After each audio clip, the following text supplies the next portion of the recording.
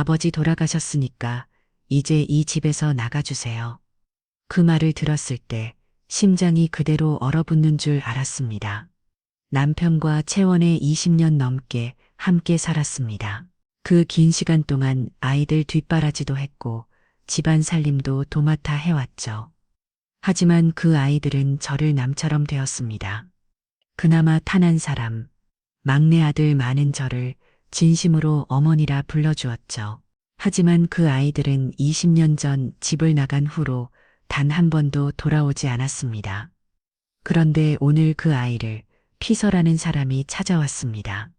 그리고는 조심스럽게 봉투 하나를 내밀더군요. 대표님께서 꼭 전해드리라고 하셨습니다.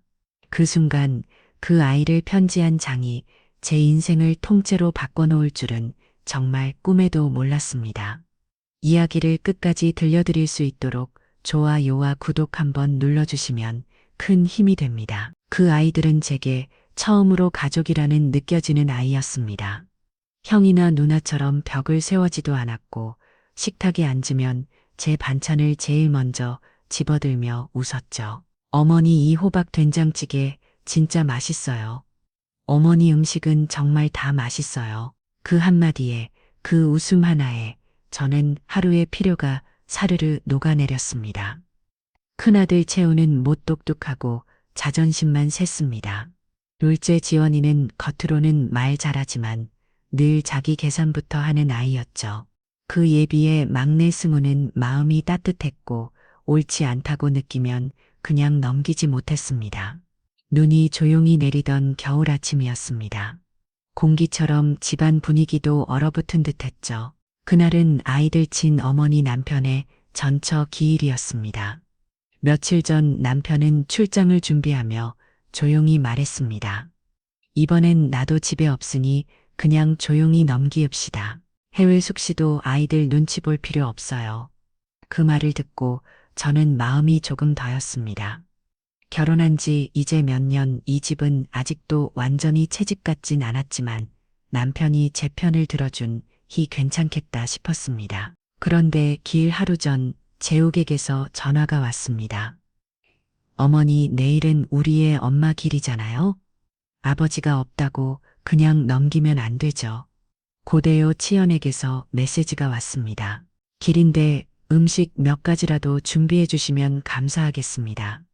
말은 공손했지만 그 속들은 너무나 분명했습니다.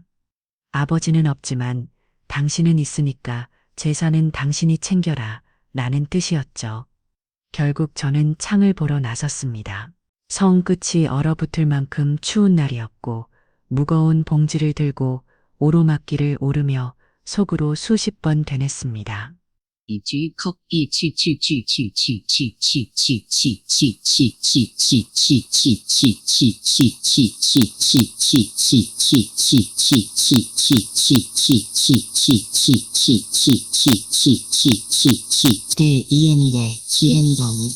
허리는 뻐근했고 성끝은 빨갛게 부어올랐습니다. 그래도 마음을 다 잡았습니다. 아이들이 불편하지 않게 하려고요. 저녁 6시 재욱과 지연이 도착했습니다. 재욱 군인사도 없이 소파에 털썩 앉았고 지연은 핸드백을 내려놓자마자 핸드폰부터 집었습니다.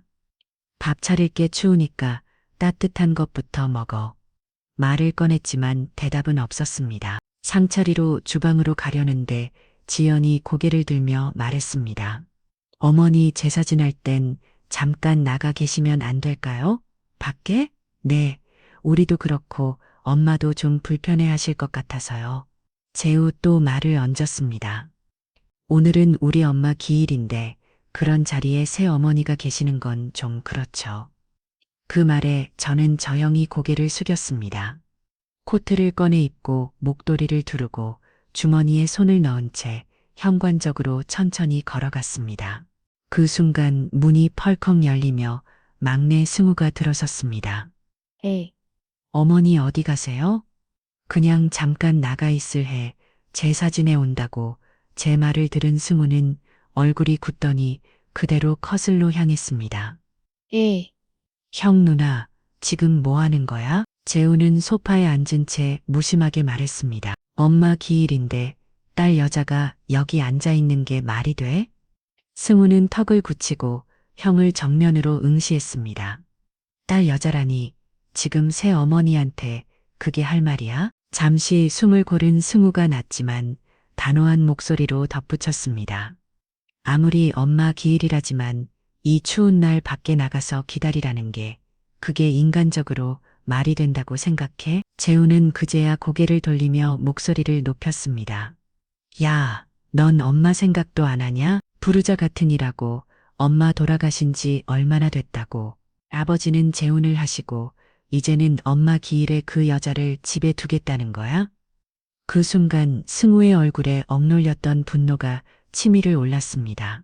엄마 생각? 형이 진짜 엄마 생각해서 그러는 거야? 그렇게 엄마 생각한다는 형이랑 누나는 엄마가 병원에 입원했을 땐 문병 한 번 했어? 얼굴이라도 보여준 적이 있어? 재욱이는 빛이 흔들렸습니다. 하지만 승우는 멈추지 않고 말을 이었습니다. 엄마 장례식장에서 형이 아버지한테 제일 처음 꺼낸 얘기가 뭐였는지 기억나. 엄마의 요산 정리해서 형이랑 누나 목 승밀히 챙겨달라는 얘기였어. 그리고 엄마 돌아가신 뒤 아버지가 정신 못 차릴 정도로 힘들어 하시다가 겨우 재혼하시고 이제야 3종 회복되나 싶었더니 형이 집에 와서 뭐라 그랬는지 알아? 승우의 목소리는 떨리기 시작했습니다. 아버지 돌아가시면 새엄마한테 재산 다 넘어간다고 그 전에 이 집이랑 유산 미리 넘겨주라고 했잖아. 다 들었어. 내가 다 듣고 있었어. 엄마 돌아가신 뒤 몇 년 동안은 기이도 안 챙기던 사람들이 이제 와서 제사 지내겠다고? 그걸 새엄마한테 차리라고 해? 그리고 이렇게 추운 날 나가 있으라고? 그게 진짜 엄마를 생각하는 행동이야? 지연은 차가운 눈빛으로 말했습니다. 얘 왜 이렇게 감정적이야? 그렇게까지 예민하게 굴 필요는 없잖아. 승우는 이를 약물며 말했습니다. 그래, 나 감정적이야. 근데 그 감정으로 엄마 곁이 켰고 아버지 병원도 같이 했고 이 집 지키려고 했었어. 형이랑 누나는 못했는데 기이도 안 챙기고 유산 얘기나 하고 이게 형 누나야? 재욱이 발턱 일어나며 소리쳤습니다. 야, 그렇게 그 여자 편 들 거면 너도 같이 나가. 그 순간 거실에는 정적이 흘렀습니다. 저는 현관 옆에 멍하니 서 있었습니다. 목도리 단추도 제대로 채우지 못한 채 그저 조용히 바라보고 있었습니다. 잠시 후 승우는 방 안으로 들어갔고 곧 낡은 가방 하나를 들고 나왔습니다. 신발을 가지런 인어온 뒤 조용히 현관문을 닫고 나갔습니다. 그 아이의 뒷모습을 저는 말없이 바라보기만 했습니다. 그날 이후 그 아이는 정말로 돌아오지 않았습니다. 편지도 전화도 20년 동안 단 한 번도 소식이 없었습니다. 남편은 몇 년 전 평으로 세상을 떠났고 저는 홀로 이 집을 지켰습니다. 그리고 해마다 이맘때가 되면 혼자 말을 하게 됩니다. 승우야 엄마가 미안하다. 몇 년 전 남편의 장례식이 끝나고 사흘째 되던 날이었습니다. 아직 검은 상복도 벗지 않은 채 큰아들 재옥과 돌지 지원이 집 거실에 앉아 있었습니다. 아버지 명의로 된 재산 목록 어머니가 다 갖고 계시죠? 아버지 재산은 우리 남매 거잖아요. 그 말에 저는 물컵을 내려놓고 가만히 바라보았습니다. 너희 아버지 돌아가신 지 며칠 되니 아직 산소도 못 다녀왔는데. 지연은 웃음이 엄하를 씁니다. 저희도 슬퍼요. 그런데 현실이 있잖아요. 집도 팔아야 하고 유산도 정리해야 하고요. 그래서 이 집도 재욱이 고개를 끄덕였습니다. 네, 이 집도 팔아야죠. 아버지 명의니까 상속 대상이고 집은 저랑 지원이한테도 있잖아요. 저는 그 자리에 잠시 말없이 앉아 있다가 자리에서 일어났습니다. 다음 날 저는 은행을 찾았습니다. 남편이 담긴 포옹금, 제가 수년간 쪼개 모은 적금, 작은 상조 회사에서 받은 조의금까지 모든 걸 털었습니다. 통장을 정리했고 그 금액을 아이들에게 똑같이 나누어 주었습니다. 이 돈이면 이 집 가격은 충분히 될 거야. 제발 이 집만은 팔지 말아줘. 재욱은 아무 말 없이 돈을 세더니 담담히 말했습니다. 우리도 생각 좀 해볼게요. 뭐 어차피 당장은 안 팔 거니까. 그렇게 몇 년이 흘렀습니다. 그동안 아이들은 집에 거의 오지 않았습니다. 저는 한 통도 없었습니다. 그러던 어느 날 부동산 가격이 폭등하고 있다는 뉴스가 나오기 시작했습니다. 제가 사는 이 동네도 예외는 아니었습니다. 그리고 아이들은 다시 찾아왔습니다. 이번엔 노골적이었습니다. 손에 서류를 들고 와서 말했습니다. 집값이 이렇게 오르는 상황에 예전 기준으로 나눴다는 건 불공정이에요. 그때 받은 돈은 증여도 아니고 명확한 계약도 아니었고요. 그러니까 다시 얘기해요. 법적으로 가려야겠어요. 저는 말없이 아이들을 바라보았습니다. 저희 변호사한테 자문도 받았어요. 어머니가 상소 포기각서를 받은 것도 아니고 그때 받은 돈에 대한 증빙도 없으니까 법적으로 충분히 이 집 권리 조정할 수 있다고 하더라고요. 그 순간 손이 떨렸습니다. 제가 살아온 시간은 어디로 간 걸까요? 남편과 함께한 20년 그들과 가족이 되려고 했던 지난 세월이 고작 이런 말들 앞에서 아무 의미도 없는 것이 된 것 같았습니다. 하지만 그날 밤 저는 결심했습니다. 이 집 내 손으로 지켜야 해. 이 집은 탄술한 건물이 아니었습니다. 남편과 함께 삶을 읽은 공간이었고 매일 아침 함께 마주 앉아 밥을 먹던 식탁, 봄마다 꽃을 심던 마당, 조용한 밤마다 나란히 앉아 TV를 보던 거실까지 저에게는 하나하나가 모두 살아있는 기억이었습니다. 그게 제 남은 삶의 마지막 세명이 될지라도 며칠 뒤 재옥과 지연은 다시 집을 찾았습니다. 이번엔 목소리 톤부터 달랐습니다. 어머니, 오늘은 변호사랑 상담하고 온 내용들이로 왔어요. 지연이 꺼낸 봉투 안에는 상속 지분에 대한 법률의 서기, 인쇄된 종이들이 들어 있었습니다. 이 집 아버지 명의였으니까요. 어머니는 혼인 기간 동안 재산 분할 대상은 될 수 있어도 법적으로 절대적인 소유권은 없다고 합니다. 그러니까 우리도 정당하게 권리 주장하는 거예요.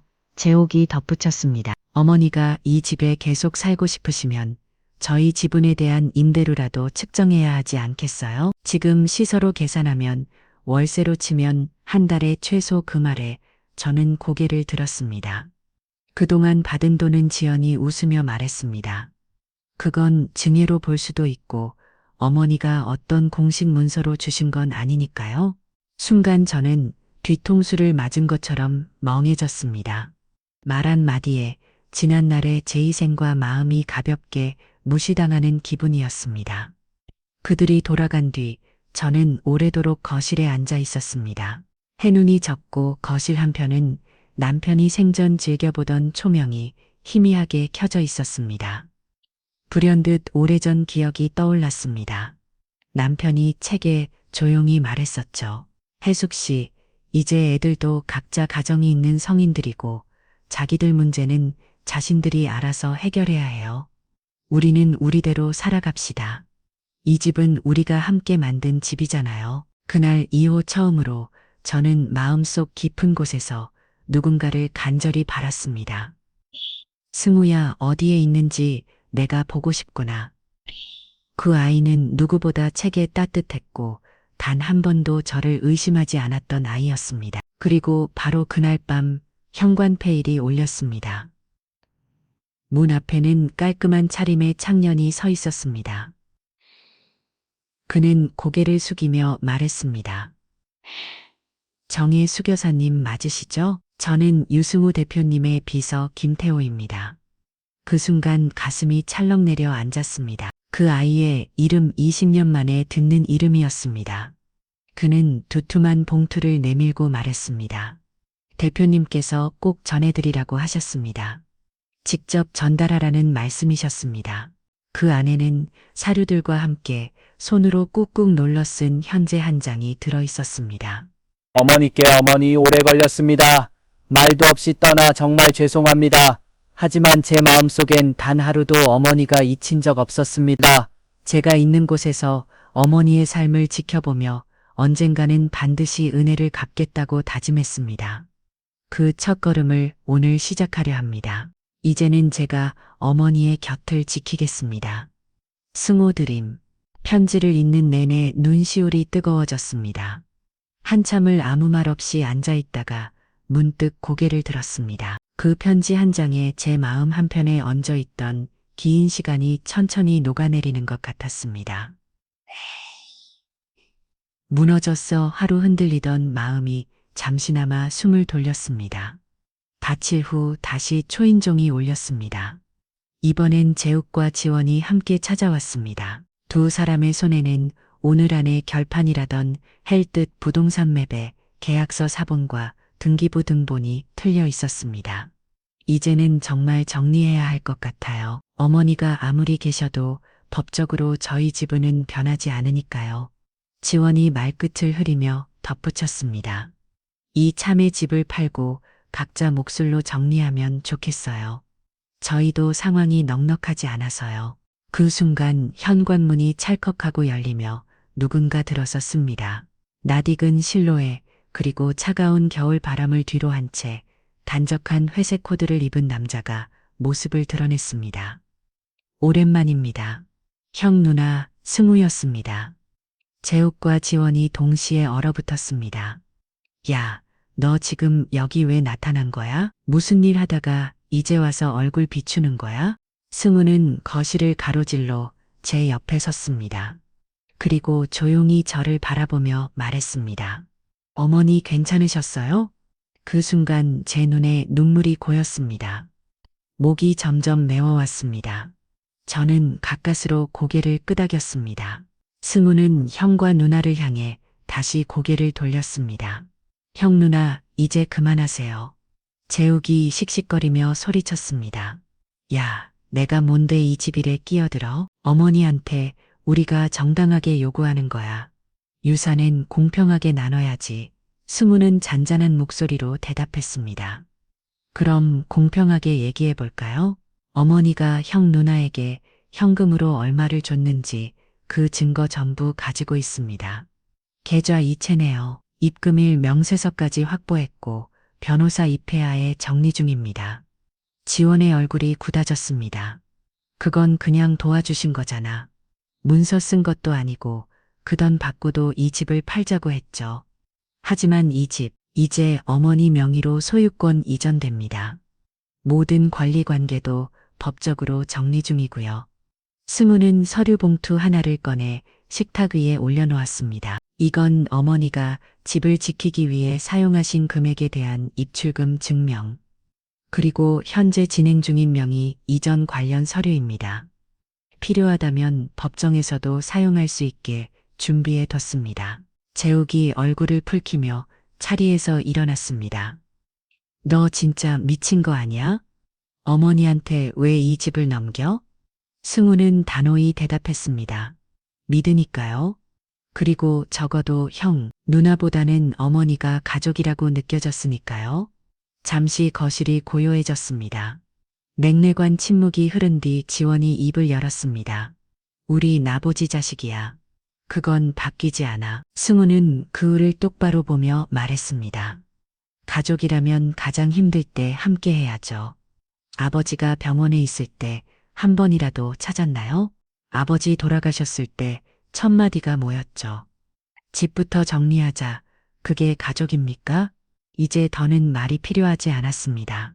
저는 조용히 자리에서 일어났습니다. 그리고 승우를 바라보며 말했습니다. 그래, 이젠 나도 내 손 잡고 나가렴다. 지금은 쉬고 싶구나. 승우는 고개를 끄덕이며 말했습니다. 집은 조용한 곳에서 정리하며 계시는 게 좋습니다. 모든 건 준비돼 있어요. 재욱과 지연은 그 자리 앉은 채 아무 말도 하지 못했습니다. 현관문이 열리고 닫혔습니다. 그날 저는 제 인생의 절반이 담긴 집을 잠시 등졌습니다. 하지만 처음으로 내 편이 있다는 확신을 안고 걸어놨습니다. 낯선 호텔 방에 도착했을 때 저는 문득 뒤를 돌아왔습니다. 수십 년을 살아온 집. 하지만 그 안에서 저는 단 한 번도 주인이었던 적이 없었습니다. 다음 날 아침 저희는 변호사 사무실로 향했습니다. 승우는 이미 모든 법적 대응을 준비해두고 있었습니다. 상소, 증여, 점유권, 그리고 채부 관계까지 하나하나 검토된 서류들 속에서 저는 그제야 처음으로 법의 언어로 보호받고 있다는 안도감을 느꼈습니다. 며칠 뒤 재욱과 치연에게 내용 증명이 발송되었습니다. 귀하들이 주장하는 상속권은 이미 증여와 대가지급으로 해소되었으며 주거용 부동산에 대한 권리 또한 실질적 점유자와 기여자에게 귀속된 명확합니다. 그 문장을 본 순간 치연이 제게 전화를 걸어왔습니다. 어머니, 이게 무슨 뜻이에요? 우리 보고 법정 가자는 거예요? 저는 조용히 말했습니다. 나는 그동안 너희를 가족이라 믿고 살아왔던다. 함께 밥을 먹고 아플 때 약을 챙기며 진심으로 어머니가 되려고 노력했지. 그런데 너희는 아니었던 것 같다. 그런 이제는 법적으로라도 정리하겠구나. 통화가 끊긴 후 며칠 동안 아무 소식이 없었습니다. 승우는 그런 이야기를 들은 뒤 말했습니다. 어머니, 신경 쓰지 마세요. 그 사람들이 아무리 말해도 우리가 진실을 알고 있으니까요. 그날 밤 저는 승우와 마주 앉아 차를 마셨습니다. 어머니, 이제 법적으로도 모든 게 정리되어 가고 있어요. 그동안 마음고생 많았지. 너 언제 이런 걸 다 준비했네. 오래 생각했어요. 혹시라도 형, 누나가 또 무리한 요구를 하면 어머니가 다시 상처받을까봐. 지금 미국에서 제가 갖고 있던 부동산 일부 지분도 어머니 앞으로 이전 중이에요. 아버지 돌아가신 뒤 처음 안 먹은 일이에요. 저는 그 말을 듣고 저 형이 고개를 떨고 왔습니다. 그렇게까지 안 해도 되는데. 해야죠.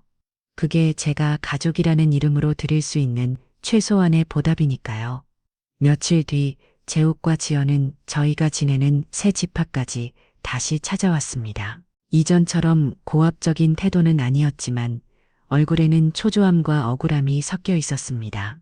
두 사람 모두 손에 아무것도 틀고 있지 않았고 목소리엔 힘이 없었습니다. 형편이 좀 많이 안 좋아졌어요. 재욱이 먼저 입을 열었습니다. 사업이 무너졌고 은행에서도 압박이 오고 결국 집도 팔았어요. 지연이 그 말을 받았습니다. 애들 학원비도 못 내고 있어요. 남편은 반년 전에 퇴사했고요. 뭐라도 받아야 겨우 버텨요. 저는 말없이 그들을 바라보다가 물었습니다. 그래서 이제 와서 또 나눠달라고 지연이 목소리를 높였습니다. 어머니, 저희가 얼마나 힘든지 아시잖아요? 지금 이럴 때 도와주셔야 가족 아니에요? 승우가 문가에 선 채로 대답했습니다. 그만 꼭 기억하세요. 아버지 돌아가셨을 땐 가족이니까 정리하자고 하셨죠. 지금은 가족이니까 도와달라고 하시고요. 형편에 따라 가족이라는 말을 그렇게 바꾸면 그건 가족이 아니에요. 재욱이 얼굴을 붉히며 한 발 다가섰습니다. 그래도 우리가 아버지 자식인데 너까지 이렇게 나올 줄은 몰랐다. 솔직히 너 요즘 잘 나가는 거 다 알아. 근데 어머니만 챙기지 말고 우리도 좀 챙길 수 있는 거 아니야? 승우는 차분히 눈을 마주치며 대답했습니다. 형 가족이면서요. 책임도 나누는 거예요. 엄마 아빠가 아프실 때, 그리고 지금 어머니가 이렇게 힘드실 때 형이랑 누나는 무엇을 했죠? 지금 이 말 진짜 가족한테 할 수 있는 말인가요? 지원이 주목을 꽉 준 채 말했습니다. 그래도 어머니잖아요. 이렇게까지 외면하시면 너무하신 거 아니에요? 저는 조용히 그러나 단호하게 말했습니다. 어머니라고? 그래서 아버지 돌아가시자마자 날 쫓아내려 했던 거니? 지원은 아무 말도 하지 못했습니다. 그동안 내가 너희에게 쏟은 돈, 마음, 시간 다 있고 힘들 땐 이렇게 찾아와서는 손 내밀기만 하니 형편이 어렵다며 구걸하러 왔으면 자존심은 내려놨어야지. 두 사람의 얼굴이 창백해졌습니다. 말문이 막힌 듯 고기만 푹 숙였습니다. 승우가 천천히 문을 닫으며 말했습니다. 오늘로 끝입니다. 다음에 이런 식으로 찾아오면 법적으로 대응하겠습니다. 문이 닫히는 순간 오랜 인연의 그림자가 완전히 사라지는 느낌이었습니다. 그날 밤 저는 승우에게 말했습니다. 이제야 정말 끝났구나. 승우는 제 손을 감싸쥐고 조용히 웃었습니다. 이제 시작이죠. 어머니 인생 지금부터 새로 쓰는 거예요. 그 말에 저는 처음으로 깊은 숨을 들이마셨습니다. 이제는 괜찮습니다. 정말로 괜찮습니다. 봄이 다가오고 있었습니다. 승우가 제 앞으로 마련해준 집은 작고 조용했지만 마음만은 넓게 숨 쉴 수 있는 공간이었습니다. 창문을 열면 작은 텃밭이 보였고 햇볕이 따뜻하게 마루 끝까지 스며들었습니다. 승우는 저를 위해 정은 한쪽에 매와 나무를 심어주었습니다. 아직은 가지뿐이지만 언젠가 꽃을 피울 날을 기다리듯이 그 나무를 매일 바라보았습니다. 어머니 여기 어머니 이름으로 된 집이에요. 이제 누구도 뭐라고 못해요. 승우의 말에 저는 미소를 지었습니다. 집이 이렇게 편안하게 느껴진 건 처음이야. 그날 오후 마을 회관에서 열린 작은 모임에 다녀왔습니다. 자처럼 홀로 남겨진 어르신들 손주를 맡아 기름녀, 지친 분들 다들 각자의 사연을 안고 살아가는 모습이 낯설지 않았습니다. 모임이 끝났는데 저는 승우와 함께 작은 공터에 앉아 따뜻한 차를 나누었습니다. 이제 뭘 하고 싶으세요? 승우가 물었습니다. 저는 잠시 생각하다가 말했습니다. 아무것도 증명하지 않아도 되는 하루, 그냥 내가 살아도 되는 하루를 살고 싶어. 승우는 조용히 고개를 끄덕였습니다.